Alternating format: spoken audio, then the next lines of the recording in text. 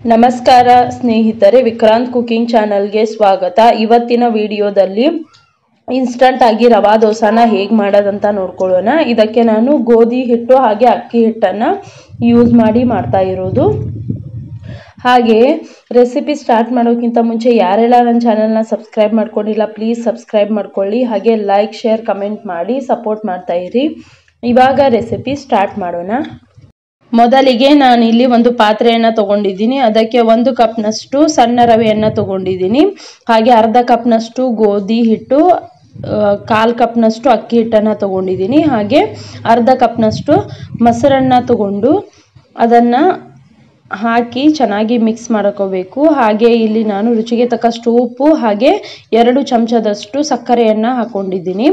ಇವಾಗ ಇದನ್ನು ಮೊದಲಿಗೆ ಹಾಗೆ ಮಿಕ್ಸ್ ಮಾಡ್ಕೋಬೇಕು.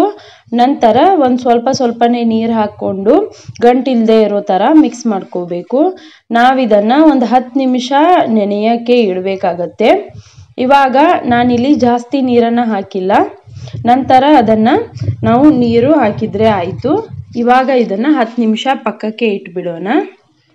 ಇವಾಗ ಇದು ಚೆನ್ನಾಗಿ ನೆನೆದಿದ್ದು ಆಗಿದೆ. ಇವಾಗ ಇದಕ್ಕೆ ನಾನು ಕರಿಬೇವು ಸೊಪ್ಪನ್ನು ಹಾಕ್ಕೊಳ್ತಾ ಇದ್ದೀನಿ. ಹಾಗೆ ಕೊತ್ತಂಬರಿಯನ್ನು ಚಿಕ್ಕದಾಗಿ ಕಟ್ ಮಾಡಿ ಹಾಕ್ಕೊಳ್ತಾ ಇದ್ದೀನಿ. ನಂತರ 2 ಮೀಡಿಯಮ್ ಸೈಜ್ ಈರುಳ್ಳಿಯನ್ನು ಚಿಕ್ಕದಾಗಿ ಕಟ್ ಮಾಡಿ ಹಾಕ್ಕೊಳ್ತಾ ಇದ್ದೀನಿ. ಒಂದು ಅರ್ಧ ಚಮಚದಷ್ಟು ಜೀರಿಗೆಯನ್ನು ಇದಕ್ಕೆ ಹಾಕ್ಕೊಳ್ತಾ ಇದ್ದೀನಿ. ನಾನಿಲ್ಲಿ ಹಸಿ ಮೆಣಸಿನ್ಕಾಯನ್ನು ಹಾಕ್ಕೊಂಡಿಲ್ಲ, ನೀವು ಬೇಕಾದರೆ ಅದನ್ನು ಹಾಕ್ಕೊಳ್ಬೋದು. ಇವಾಗ ಇದನ್ನು ಚೆನ್ನಾಗಿ ಮಿಕ್ಸ್ ಮಾಡಿಕೊಂಡು ಇದಕ್ಕೆ ನಾನು ಒಂದು ಗ್ಲಾಸ್ನಷ್ಟು ನೀರನ್ನು ಹಾಕ್ಕೊಳ್ತಾ ಇದ್ದೀನಿ. ಇವಾಗ ಇದು ಕನ್ಸಿಸ್ಟೆನ್ಸಿ ಒಂದು ಸ್ವಲ್ಪ ದಪ್ಪನಾಗಿದೆ. ಇದಕ್ಕೆ ನಾನು ಒಂದು ಗ್ಲಾಸ್ನಷ್ಟು ನೀರನ್ನು ಹಾಕ್ಕೊಂಡು ಅದನ್ನು ಹೀಗೆ ಫ್ಲೋಯಿಂಗ್ ಕನ್ಸಿಸ್ಟೆನ್ಸಿನಲ್ಲಿ ಮಾಡ್ಕೊಳ್ತಾ ಇದ್ದೀನಿ. ಇವಾಗ ಇದು ಚೆನ್ನಾಗಿ ಆಗಿದೆ. ನಾನು ಈಗ ತವೆಯನ್ನು ಇಟ್ಟಿದ್ದೀನಿ. ತವೆ ಚೆನ್ನಾಗಿ ಕಾದ ಮೇಲೆ ತವೆಗೆ ಎಣ್ಣೆಯನ್ನು ಹಚ್ಚಿ ನಾವು ದೋಸೆಯನ್ನು ಒಂದು ಚಮಚದ ಸಹಾಯದಿಂದ ತವೆಗೆ ಬಿಡಬೇಕು.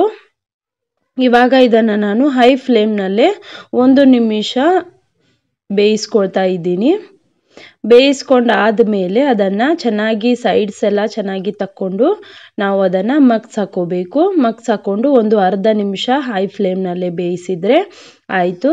ಇವಾಗ ಇದು ಚೆನ್ನಾಗಿ ಬೆಂದಾಗಿದೆ. ನಾನು ತೆಗೆದಿಟ್ಕೊಂಡ್ಬಿಡ್ತಾ ಇದ್ದೀನಿ. ಹೀಗೆ ನಾನು ದೋಸೆಗಳನ್ನು ಮಾಡಿ ಇಟ್ಕೊಳ್ತಾ ಇದ್ದೀನಿ. ಇದನ್ನು ನಾವು ಕೊಕೊನಟ್ ಚಟ್ನಿ ಜೊತೆ ತಿನ್ಬೋದು, ಇಲ್ಲಾಂದರೆ ಹಾಗೆ ತಿಂದರೂ ಅದು ರುಚಿಯಾಗಿ ಇರುತ್ತೆ. ನೀವು ಮನೆಯಲ್ಲಿ ಒಂದ್ಸಲ ಟ್ರೈ ಮಾಡಿ, ತುಂಬ ಈಸಿಯಾಗಿ ಮಾಡ್ಬೋದು. ಹಾಗೆಯೇ ನನ್ನ ವಿಡಿಯೋ ಇವತ್ತು ನಿಮಗೆ ಇಷ್ಟ ಆಗಿದ್ದಲ್ಲಿ ಲೈಕ್ ಶೇರ್ ಕಮೆಂಟ್ ಮಾಡಿ ಹೀಗೆ ಸಪೋರ್ಟ್ ಮಾಡ್ತಾ ಇರಿ. ಸಬ್ಸ್ಕ್ರೈಬ್ ಮಾಡೋದನ್ನು ಮರಿಬೇಡಿ. Thanks for watching. ಬಾಯ್.